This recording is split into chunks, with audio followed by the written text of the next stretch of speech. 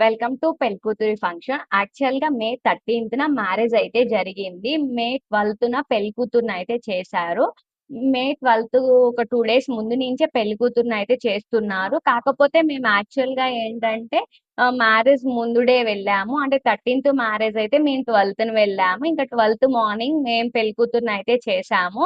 ఇక్కడ ఏం జరుగుతుందంటే ఇంకా ఫార్మాలిటీస్ అంటే పసుపు రాయటం, పసుపు రాసేసి అదే నలుగు పెట్టటం అట్లా అయితే జరుగుతుంది గదా! కాకపోతే ఇక్కడ నేనంటే కొంచెం కొంచెమే రాస్తున్నా. ఎందుకంటే ఆఫ్టర్ పెళ్లి కూతురు ఫంక్షన్ తర్వాత హల్దీ అయితే ఉంది. మొత్తం నలుగు మొత్తం పెట్టేస్తే హల్దీకి బాగోదు కదా! అనే వేలో అయితే కొంచెం కొంచెమే అయితే రాసాము. ఇంకా అది రాసిన తర్వాత అయితే ఇంక అక్షింతలు వేసేసి ఇంకా మేము శారీ తీసుకున్నాము. ఇంకా శారీ అయితే పెట్టేసాను. తర్వాత వన్ బై వన్ అయితే అక్షింతలు వేయటం అలా అయితే జరిగింది.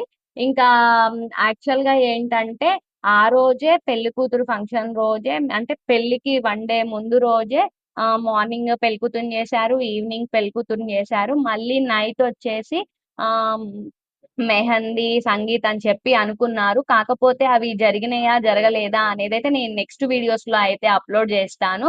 మాక్సిమం ఆల్రెడీ నేను లాంగ్ వీడియో అయితే పోస్ట్ చేశాను. మీరు ఫుల్ లాంగ్ వీడియో చూడాలి అనుకుంటే నేను డిస్క్రిప్షన్ బాక్స్‌లో అయితే లింక్ ఇస్తాను. ఆర్ మన స్క్రీన్ మీద గూడా కనిపిస్తుంది. లింక్ అయితే ఓపెన్ చేయండి. ఫుల్ వీడియో ఇంట్రెస్ట్ ఉన్న వాళ్ళైతే ఫుల్ వీడియో గూడా చూసేయండి.